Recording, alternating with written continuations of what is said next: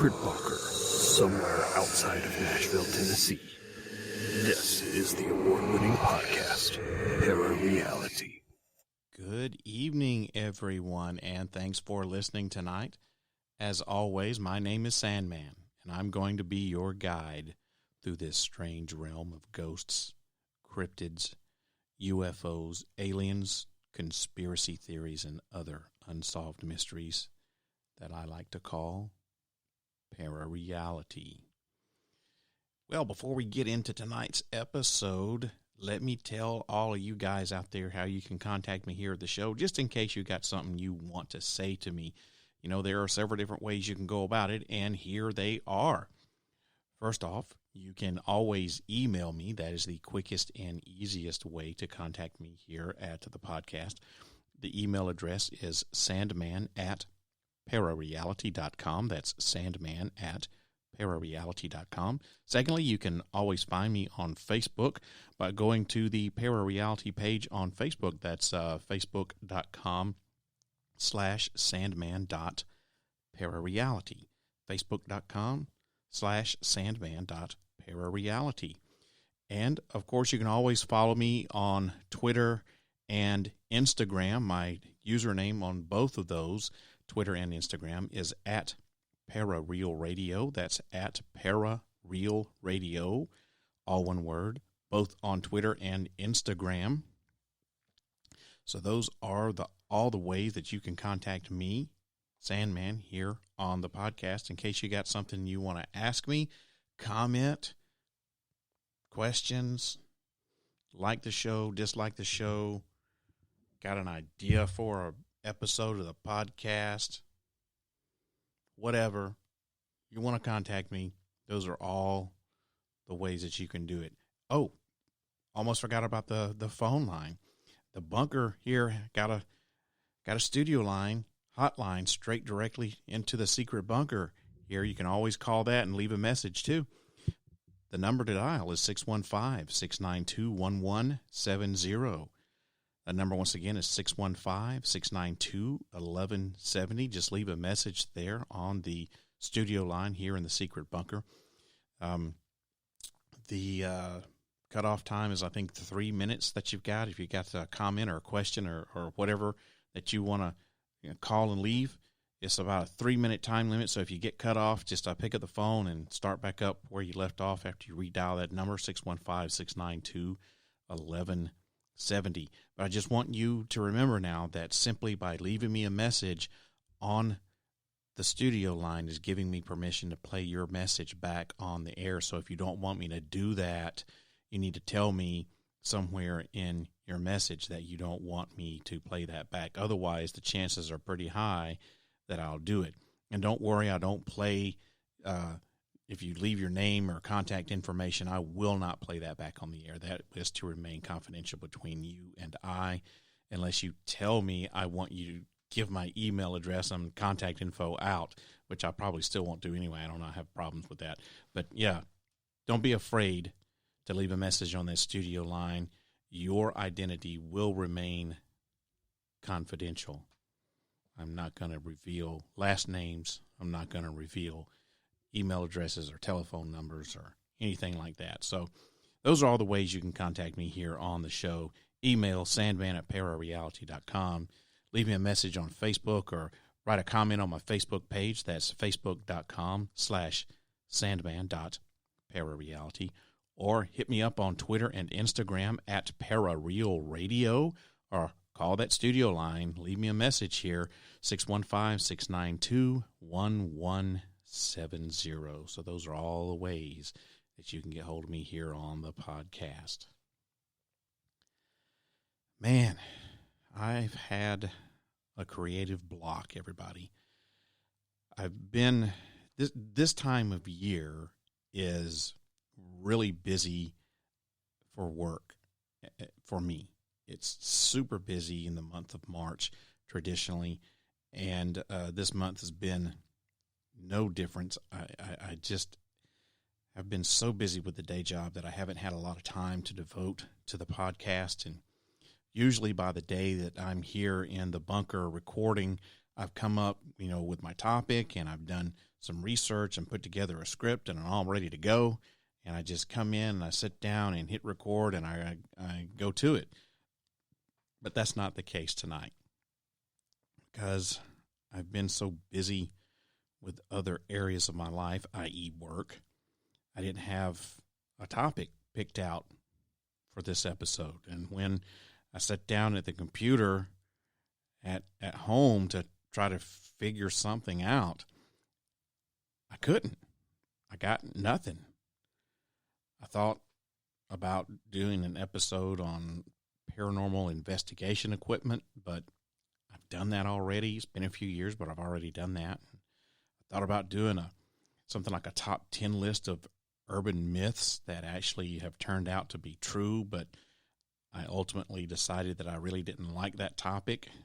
And I even thought about doing something on famous UFO cases here in my home state of Tennessee, but once again, I ultimately decided against that too. I just couldn't come up with anything. And I was contemplating not even having an episode this week. So what I did was I decided to take a break and quit trying so hard to come up with something. And I'm just going to leave, because I sit here in front of the computer, oh God, I don't know, an hour and a half, 2 hours, something like that. And I just could not come up with anything. And so I had to take a break, and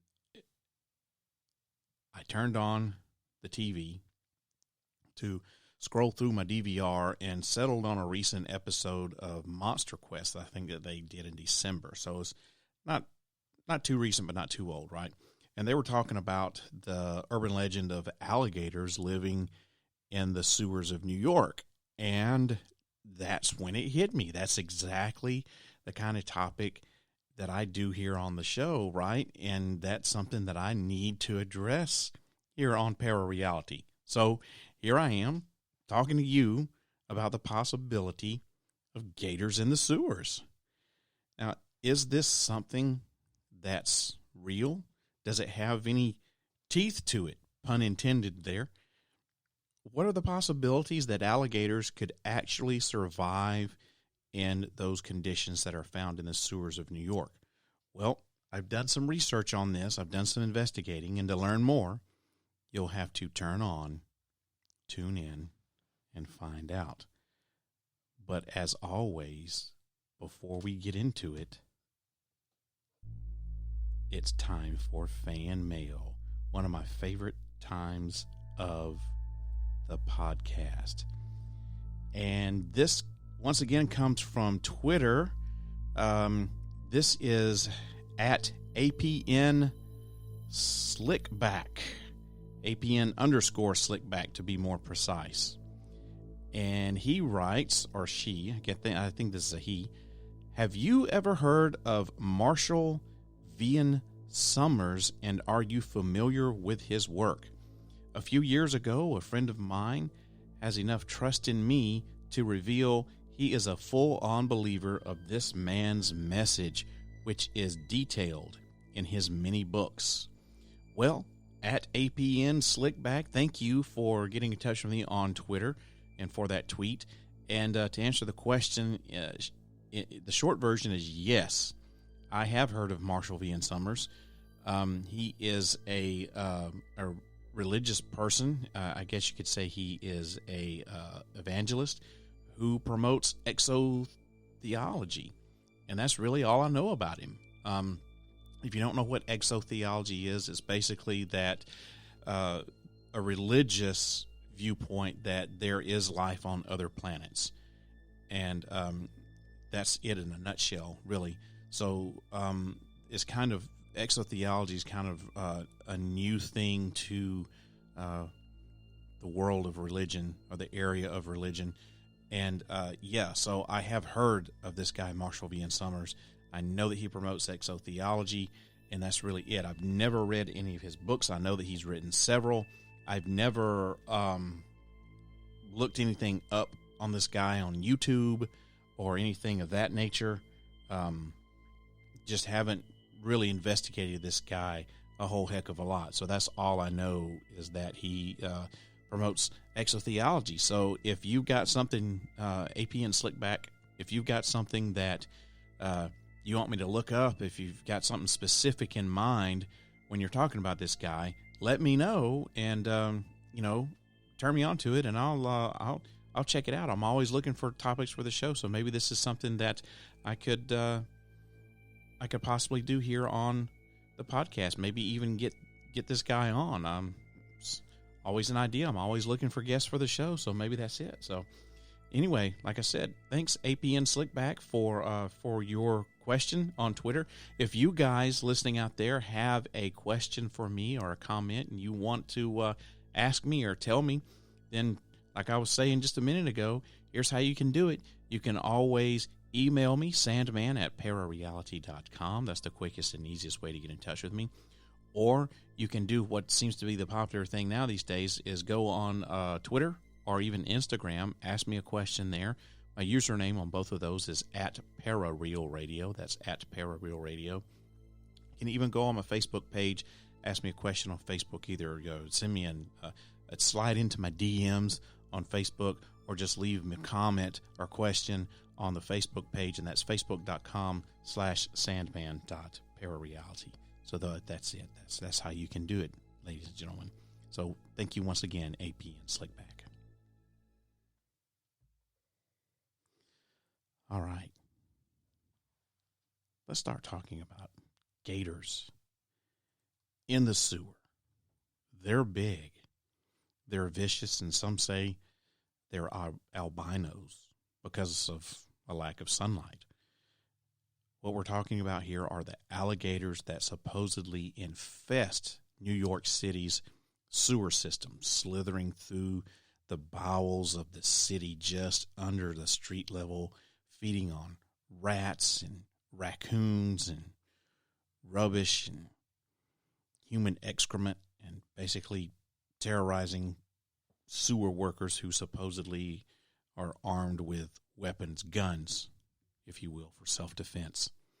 These gators may be the city's most entrenched urban myth, one that's permeated pop culture, has become a recurring theme in books, television shows, movies, and, of course, the ever-loved conspiracy theories.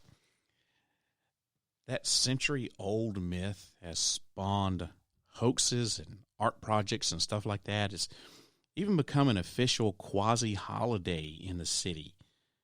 That's right. They have a Alligator in the Sewer Day, and that's held annually on February the 9th, if you can believe it or not. So just last month, they had Alligator in the Sewer Day. And the tales of these alligators roaming the sewers of New York are, well, they're kind of true. The city rescues several alligators a year. Typically, they're former pets that have been abandoned after having outgrown their, tiny little cute phase, right? But with every new sighting, the legend gets another boost. Reports in the New York Times of alligator sightings in the New York area go back more than a century. A 1907 article described a worker in Kearney, a New Jersey town about 12 miles from Midtown Manhattan, who was bitten by a small gator while he cleaned out a sewer. And by the 1930s, news proliferated about sightings in and around New York City.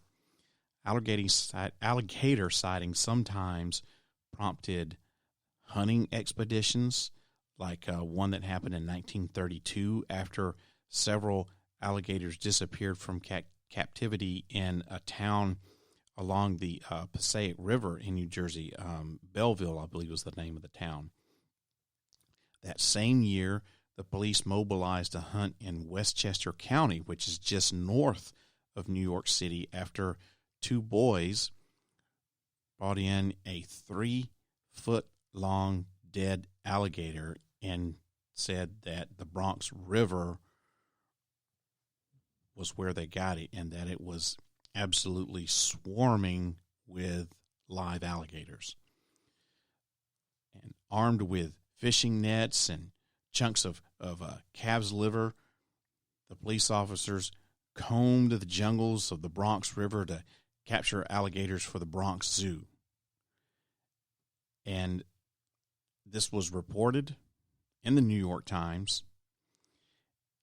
Unfortunately, the hunt was discontinued when police realized that the boys had merely found an escaped pet and that the river was not swarming with live alligators, as the boys had claimed. By the 1930s, advertisements for purchasing baby gators by mail were common in magazines like Popular Mechanics, believe it or not. Vacationers to Florida would buy live alligators as souvenirs and bring them back to New York as pets. What the hell they thought they were going to do with these things, I have no idea, because once these cute little alligators got too big, as the theory goes, they would often wind up in the sewer after being flushed down a toilet or dumped down into a street drain. Now, I have absolutely no doubts that this actually happened, that people did flush their little beloved baby gator down the toilet or throw them out down the drains and the sewers. I have absolutely no doubt. But did they survive? That's the big question. Are the sewers a viable place for an alligator to thrive? Back then, it was a time when all these alligators were being brought up to New York and either escaping of their own or being let loose by these people who realized, oh shit, this thing's going to grow up to be this big honking creature. What am I going to do with it? I can't keep it in the bathtub. It's going to get too big. The seminal New York City Sewer Gator event came on the 9th of February, 1935, which is why we have, the holiday, the Alligator in the Sewer Day. Because on February the 9th, 1935, some East Harlem teenage boys saw an alligator that was down a storm drain, and they managed to somehow lasso it, and they hauled it up. And when they got it up to street level, they found that it was about 8 feet long. After they measured it, weighed around 125 pounds.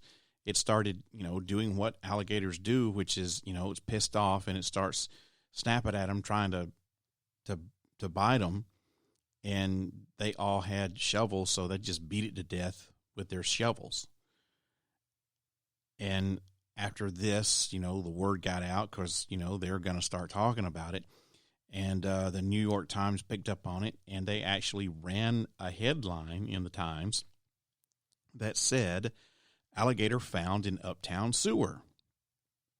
And the article went on to speculate a lot, mainly that this alligator had escaped from a passing steamer in the East River and had somehow swam into a sewer outflow pipe and then was somehow trapped in the sewers, and that's when the boys saw it and pulled it up and then beat it to death. Now, you fast forward a couple of years to 1937, there's a barge captain who pulled a 4 foot long, it was actually over 4 foot, 4 feet 8 inch long alligator out of the East River. Once again, he lassoed it, and the New York Herald Tribune newspaper got hold of this story, and they ran with it and said that the alligator was, they said that the tropical visitor, and I am quoting, "The tropical visitor was clearly exhausted and seemed in no humor to fight." So the guy lassoed it around its two front legs, wrestled it in, pulled it up on the barge, and somehow contacted the newspaper, or the newspaper somehow found out about it. They come down there, they look at it, and they're like, oh, yeah, this is an alligator, but it's exhausted, is basically what the story is. And then a week later, you have a 2-foot-long alligator crawling along a Brooklyn subway platform. Bunch of people standing down there. And this thing crawled out of a trash can where it had apparently been dumped, so the story goes. And it's just now crawling along the subway platform in Brooklyn. And there was a police officer that was down there. He jumped on it. And another police officer came in with a rope and tied the jaw shut and shipped it out and I guess sent it to a zoo or something. I don't think they killed it. So this gator legend was elevated even further by Teddy May, who was a New York City sewer official who reported spotting alligators in the sewers in the 1930s. Now, there's a lot of speculation about whether this guy, Teddy May, actually saw alligators down there or not, or whether he made the whole thing up. His job was to map the sewer system, and supposedly that was a very cush job, a very good job to have. And some speculate that he made up the whole thing about there being alligators in the city sewers to discourage other people from trying to get his job. In a book that was written in 1959 by a guy named Robert Daly, he wrote that Teddy May was dubious when his crews first reported seeing a big albino alligator in the sewer system, and they also reported seeing various other gator colonies down there. So he went down there, May did, to prove to everyone that there weren't any alligators in the sewer, according to the book. And then after he got down there, he saw the alligators for himself, and he came back up to the surface and was like, go arm yourselves, men, and they all came back with weapons, rifles and stuff to hunt down the alligators. So you have one story of it being true where Teddy was told, hey, there's all these alligators down there. He went down there basically to disprove that, prove to these guys that they were wrong. Came back up, said, oh, shit, you're right. They got guns, go down there and start shooting up alligators. And then you have the other story, which is this guy made it all up to keep people from trying to get his job. Now, his feat about finding the alligators and arming himself and him and his men up and going down and shooting them up, it was also written about in a 1954 column by a Pulitzer-winning reporter for the New York Times named Meyer Berger. And when May died in 1960, his obituary in the Times credited him with having, and I quote, led a squad in clearing the sewers of a number of live alligators that, discarded in the sewers as tiny pets, had survived and grown large. So this thing was largely revolving around May, and apparently that is where the legend really took up steam here. Now, while Mr. May's 1959 account seems, to me, let's just say, embellished, Mr. Daly told the Times back in 2009 that he believed Mr. May's story was true, even if the numbers were exaggerated. So even up to modern times, 21st century, there's still people who are saying that this guy's story was absolutely 100% true. But the chances of us ever knowing that for sure is probably very slim to none. But I kind of tend to think that this guy was, he either made up the story to keep people from getting his job, like what the rumors are, or he made up the story to put himself on a pedestal, so to speak, and maybe give himself, his 15 minutes of fame. And it obviously, if that was his intent, obviously worked out really well in his favor, although posthumously. Now, this kind of brings us to the 20th century, up to, well, he was already in the 20th century. This kind of brings us up to a little bit more modern times, let me say. There was a movie in 1980 that I saw when I was a kid, and it was called Alligator. Now, it was, I think it's, if you were to categorize it, it's a horror comedy. When I was a kid and I first saw it, it was just a horror movie to me. And I was, 1980, so I was a kid, and I thought this was like such a cool movie. But the premise of this movie is that there's a baby alligator that's flushed down the toilet in some, nondescript, unnamed city here, and becomes a gigantic killer mutated alligator because it ate a bunch of discarded lab rats in the sewer that were injected with growth hormones. So this thing becomes like this super gator, this really large, like 3 times larger than normal alligator that's living in the sewers, and it attacks all these people. And they bring in a, hunter, a wild game hunter, to take care of the situation. And of course, he gets killed and eaten or whatever. And the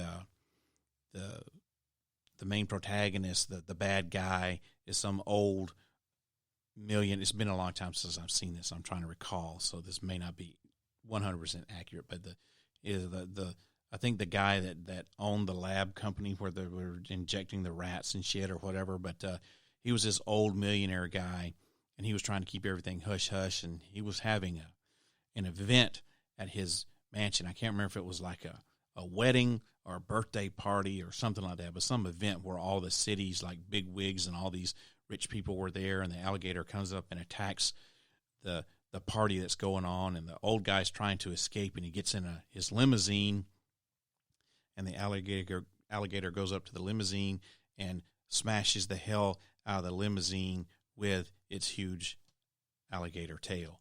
It's a wild, wild movie. If you've ever seen Chud, Cannibalistic Humanoid Underground Dwellers, it's kind of in that vein of Chud, where you've got some mutated something living in the sewers underground that no one knows about, and then when they find out about it, it's too late. And it's just your typical cheap, low budget 1980s horror flick, but it's so fun to watch. And if you've never seen it, it's called Alligator, made in 1980, I believe, and you should watch it. I would say go down to Blockbuster and get it, but there's no more Blockbusters. You can't go to Hollywood Video and rent it anymore because there's no more Hollywood Video. But maybe you can find it on Amazon or Netflix or YouTube or something. But it's around out there somewhere. And I highly suggest that you watch it. And if you haven't seen Chud, Cannibalistic Humanoid Underground Dwellers, you need to see that one too. Make it a double feature. I don't care which one you watch first, but you need to see both of those. Great 80s horror schlock. Man, even porno films weren't immune to this gator legend thing. There was a 1975 porn called Sue Prentice, RN, and it's about a bunch of nurses who are treating a team of scuba divers who are recovering after coming back from a gator hunting expedition in New York City's sewers. Now, I've never seen this. I just found this out when I was doing research for this episode. Maybe I should look this up. I don't know. It sounds like something that would be lots of fun to watch if you're into 1975, 1970s porn. Sue Prentice, RN. Got to look it up. So if you're under the age of 18, I don't advise looking this up, by the way. I do not condone pornography, and I don't want you to try to look this up if you're under the age of 18. I'm not condoning that. That's a bad thing. Don't do it. It's no bueno. Adults only here. So anyway, I got off on a little tangent about movies there because I love movies. I'm a movie buff. So in 1982, there's a column written in the Times. The author, Anna Quindlen, she interviewed a New York City sewer chief by the name of John T. Flattery, whom she called the city's resident expert on the most durable urban myth in the history of cities, reptiles, or waste disposal. Mr. Flattery's list of sewer sightings included things like rats, insects, stray fish, dead bodies, of course, and even street gang clubhouses. But no gators. Yet, he said he constantly responded to letters from people asking about albino gators or wondering if sewer workers did actually, in fact, carry pistols to protect them from the ravages of these alligators. And in 1982, a 2-foot alligator was found swimming in a Westchester County reservoir that's part of New York City's water supply. The city's Department of Environmental Protection, or the DEP as it's known, which oversees the sewer and drinking water system, organized a boat expedition to capture the gator, which workers lassoed and captured, gave it to the Bronx Zoo. Now, inquiries from around the world about sewer alligators are still fielded by this department. And believe it or not, the mascot of the DEP was once a alligator wearing sunglasses, and it was coming out from a manhole. And the city sold T-shirts with that mascot on it for years.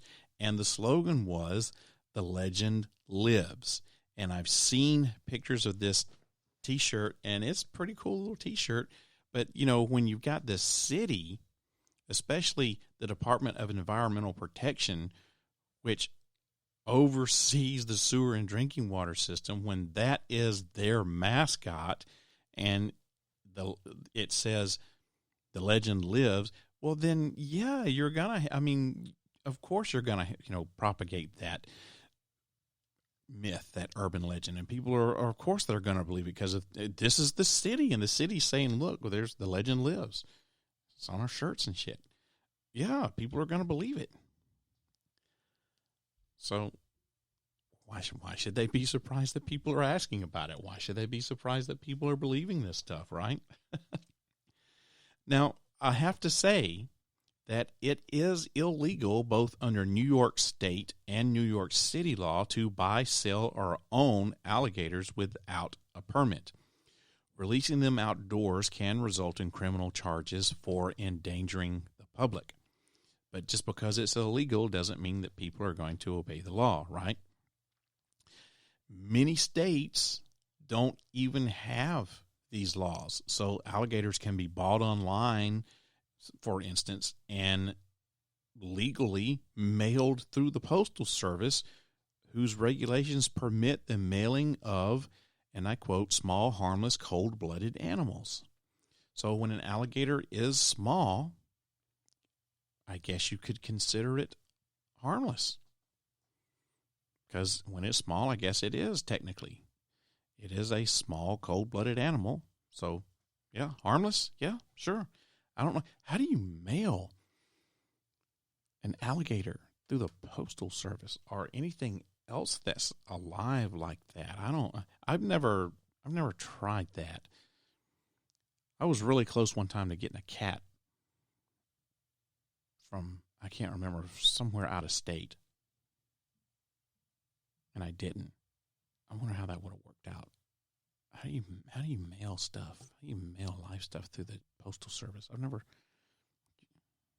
Anyway, I don't know how that would work, but apparently it does. So there are lots of stories about post offices that are people are mailing these alligators from and to post office, and somehow these things escape, and the post office workers have to run around trying to capture baby alligators. So, you can do it. I just don't know how.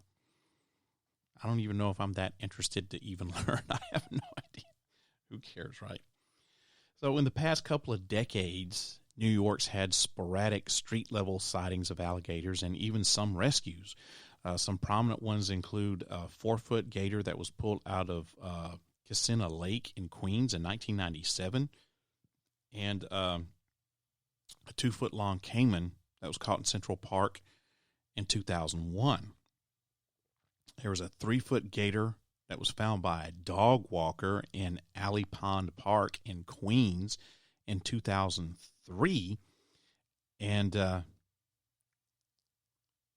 then the park officials renamed it, instead of Alley Pond Park, they started calling it Alligator Park. Hint, hint, wink, wink, nudge, nudge. And there was a 2-foot-long baby crocodile, which is different than an alligator. But there was a 2-foot-long baby crocodile that was spotted under a car in Astoria in 2010, but it couldn't be confirmed that it came from the sewer. They don't actually know where that thing came from. Now, there is a nonprofit group called the Animal Care Centers of New York City, and they run the city's animal shelters. And over the past few years, they have handled a number of alligators, somewhere between 5 and 10 alligators in the past several years. A spokeswoman for the Animal Care Center of New York City, Kay Hansen, said that most of these that they rescued were pets. Some have come from the outdoors, but none specifically from the sewer system. And the ones that they get are rarely over 3 feet in length, and they're placed in a sanctuary of some sort.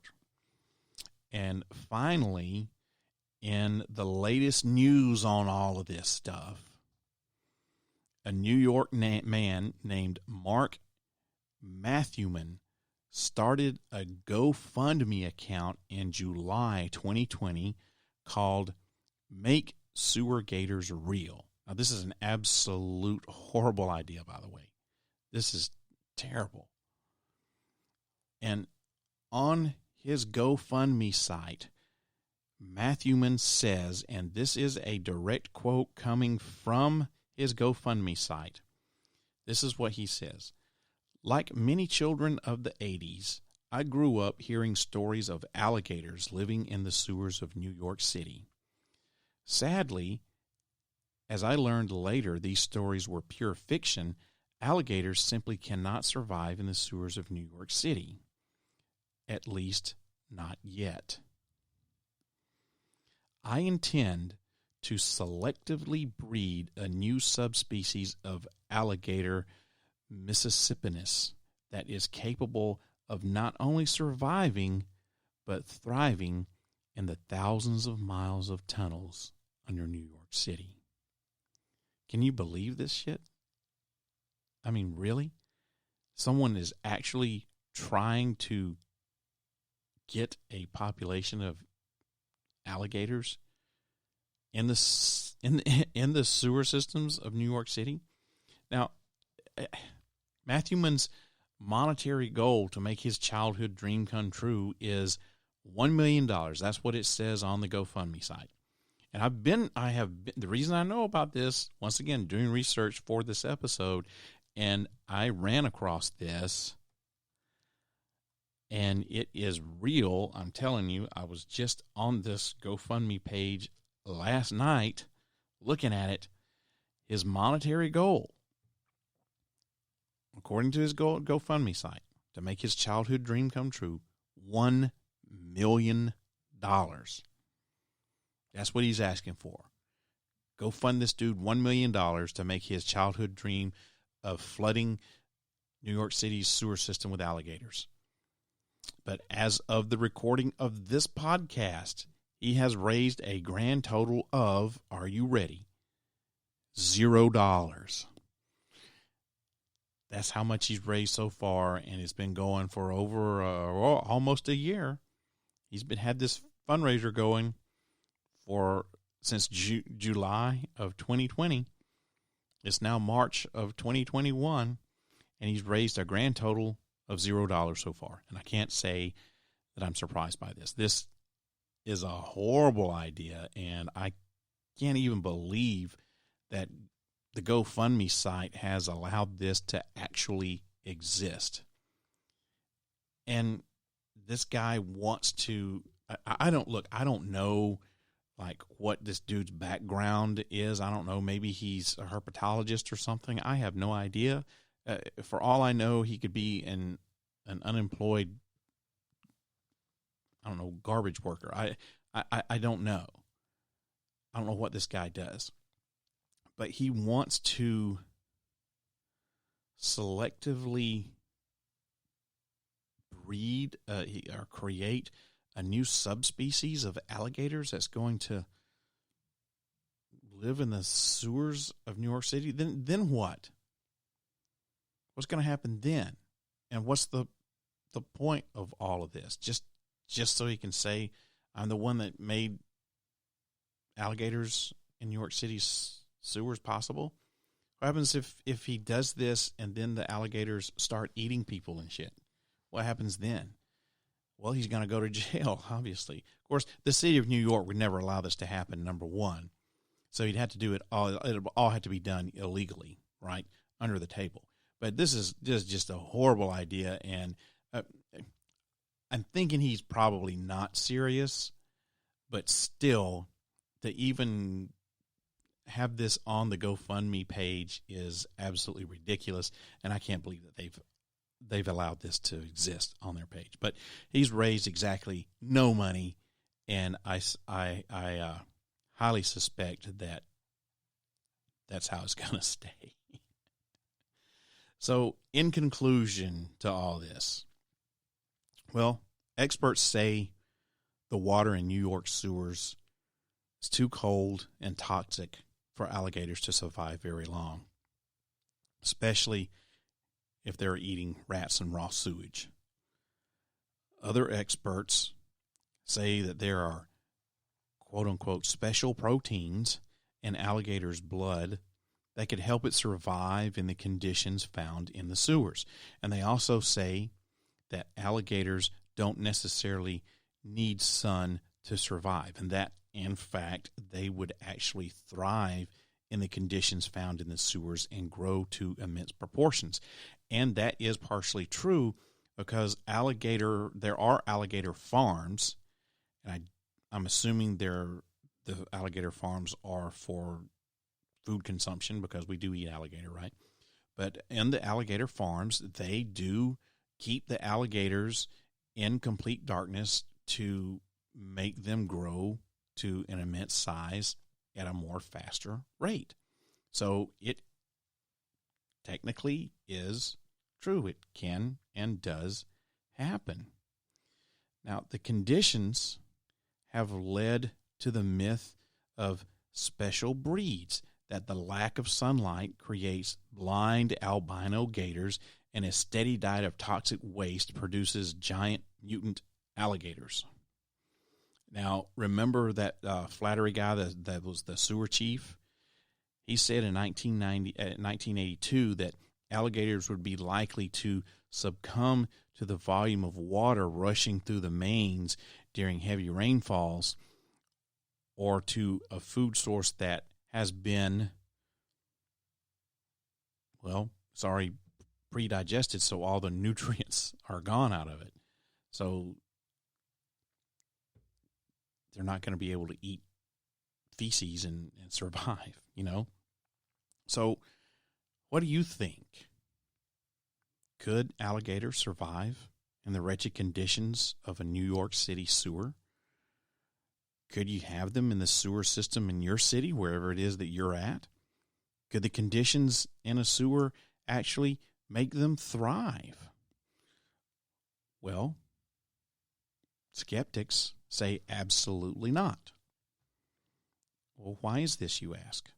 Why would it be unlikely for a gator to survive, yet alone grow to massive lengths in the New York City sewer system?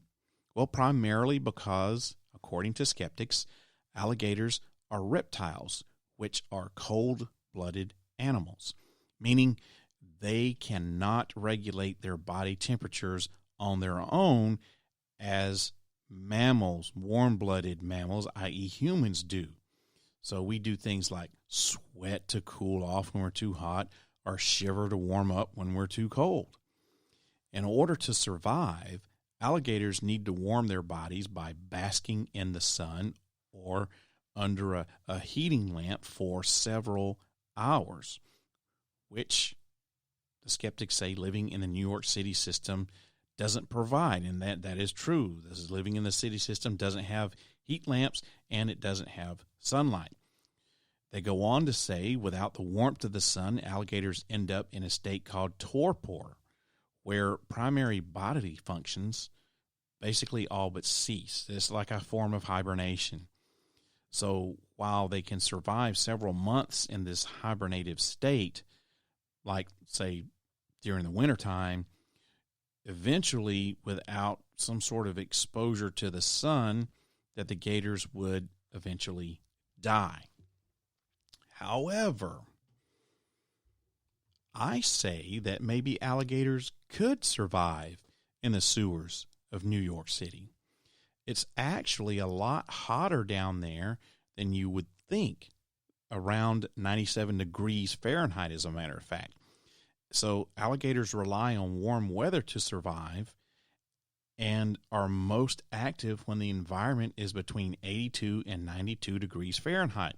So 97 degrees is way over 92 degrees, right? So you don't need a heat lamp and you don't need the sun when you're down there in the sewer and it's 97 degrees. While alligators can survive at temperatures above and below this 82 to 92 degrees range, they may spend that time struggling to stay cool or to stay warm. But 97 degrees, might be a little bit too hot for them, or it could be right in that good range. The problem with alligator survival in New York's sewers doesn't lie with temperature. It lies, as far as I'm concerned, it lies in food and breeding. You see, there isn't really enough viable food in the sewers because it consists of mostly rats and roaches and poop, and those aren't really enough to sustain a long-term alligator diet. And then you got to look at the breeding. Studies have found that in the American alligator's eggs, incubation at 93.2 degrees Fahrenheit and above produces mostly males, while incubation at or lower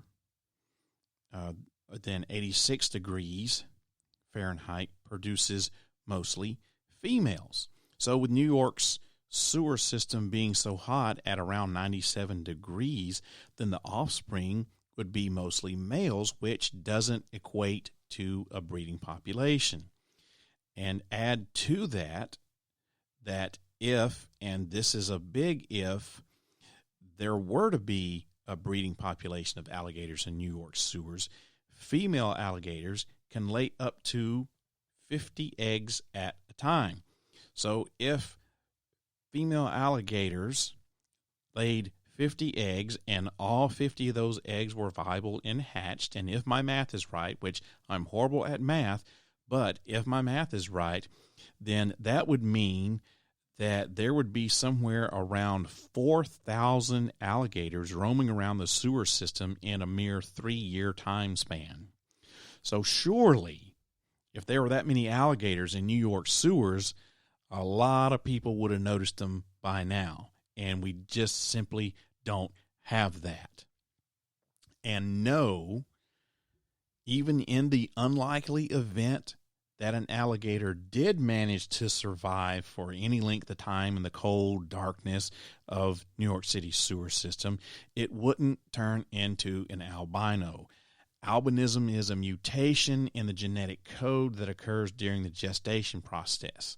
Animals don't lose skin pigment in the absence of light. They just get cranky and depressed, i.e., like the alligator, very cranky. So that, ladies and gentlemen, does it for gators in the sewer. Is it a possibility? Well, of course, anything is possible. It's like I always say here on the show. When you're thinking about things like this, you have to look at two things, possibility and probability. Is it possible? Well, yes, I think that I've proven that it is possible for an alligator to survive, at least for a short amount of time in the sewer. But is it probable? Probably not. So that concludes this episode of ParaReality. I hope that you enjoyed tonight's episode. Let me know what your ideas and thoughts about it are. Send me that email, sandman@ParaReality.com, or get in touch with me through my social media accounts. ParaReality page on Facebook, that's facebook.com/sandman.parareality, or hit me up on Twitter and Instagram. My username on both of those is @ParaRealRadio, that's @ParaRealRadio. You can also call that studio line here in the bunker at 615-692-1170 and leave me a message. Also, be sure to check out ParaReality.com, because that's a place where you can keep up on not only all episodes of ParaReality here, but the latest and greatest paranormal news from all around the world. I've got an entire page of the website devoted to paranormal news, and the content is updated almost on a daily basis. So if you're a paranormal news junkie, just go to ParaReality.com, click on the Para News tab, and you can get informed on the latest in paranormal news from all around the world. And while you're there, you might as well also take a look in the ParaReality store, do some shopping, buy some swag, help support this podcast if you can, please. You can also watch some of the terrible show videos that are made for the show over the years. And I updated the site back in January to try to make it a little bit more user-friendly and add some content and some more pages. And I think the way that the website has turned out now is much more user-friendly, and it's a lot better. So check it out, ParaReality.com. And, you know, if you're one of those people that don't really do social media, or you don't have like a Facebook account, or you don't have a Twitter account, or you don't have an Instagram account, but you like the show and you want to follow me on social media, but you don't really want to create an account just to follow the podcast, don't worry about it, because I've got you covered on that. So speaking of ParaReality.com, there's now an entire page of the website devoted solely to my social media accounts. That's right, baby. Every Facebook post that I make, tweet that I tweet out, or Instagram picture can be found right there on the website, on the social media page. So you don't have to create a social media account if you don't want to. Social media, though, that's where you can find out a lot about what's happening on the scenes, behind the scenes, should I say, of the podcast, because that's where I post a lot of interesting articles, show topics, and other interesting stuff like my travels and investigations. ParaReality.com is really like your one-stop shopping for everything that's going on in the parareality world. And like I said, you got paranormal news from all around the world updated almost daily. It's your one-stop shop for a lot of things paranormal. So be sure to check out www.parareality.com. Do it often. Shop in the ParaReality store. Help support this podcast. Help me keep bringing you quality content, because I love doing the podcast. And, hey, if I can keep doing it and I can have a little help doing it, that would be great. Speaking of the podcast, ParaReality can be heard on your favorite podcast station. Just search for ParaReality. And if you got a smart speaker, you can listen on that too. If you got any of the podcast skills activated on your device, you just say, hey, play the ParaReality podcast. And if you want to see some videos and stuff, I've got a YouTube account, and you can watch some show videos, and you can actually listen to the podcast there too, because I upload all of the audio for each episode to my YouTube account. YouTube's full of some great videos like UFO and paranormal documentaries. My news segment that I did a couple of times called News of the Strange. We're going to try to get that back. I don't know that I'm ever going to bring it back, but I may. And it's also got those terrible show videos that I did on my very short-lived web TV show that I did. Tried to do that by myself, and it turned out horrible, but I got the videos up there for your viewing pleasure. So to find the channel, just go to youtube.com/user/ParaReality with a number 1 out behind it. So that's youtube.com/user/ParaReality1. And I also have a Patreon account for the podcast, and I'd love it if you'd sign up to be a patron. There are 3 tiers of support, and all are extremely affordable, $5 a month or less. Each level offers exclusive content, along with the ability to help create podcast episodes and even the chance to be a guest or a co-host on the podcast. So to learn more, head on over to patreon.com/ParaReality and check it out. 100% of the proceeds from Patreon goes back into producing this podcast. I do not pocket any money that I make off of that or out of my ParaReality shop. I take all that money and I put it right back into this podcast, because this costs me money to do. So if you can help me keep creating content for this podcast, I would greatly appreciate it. I make $0 off of anything from Patreon or the ParaReality store. So head on over there to ParaReality.com, buy some swag, or go on over to patreon.com/ParaReality and join the Agents of Chaos, KAOS, Knowledgeable Apprentices of Sandman. All right, everybody, that about does it for my rambling. I am out of here. The next episode of ParaReality is going to air on, let's see, what does the calendar say here? I'll look at the calendar. So this is the March 19th episode, right? So the next episode of ParaReality is going to air on Friday, April the 2nd, 2021 at 8 o'clock p.m. U.S. Central Time. So make sure you tune in, and find out on Friday, April the 2nd. Man, I hope that this podcast opens up your mind to new ways of thinking, expands your consciousness, and produces a change in the way you see the world. If you wish to change, you must lift the veil of ignorance that has been cast over your eyes. Only then will you see the true power of the universe. I hope that you have a wonderful evening, wonderful weekend, and I will see you again in a couple of weeks. If you wish to change, you must first lift the veil of ignorance that has been cast over your eyes. Only then will you see the true power of the universe.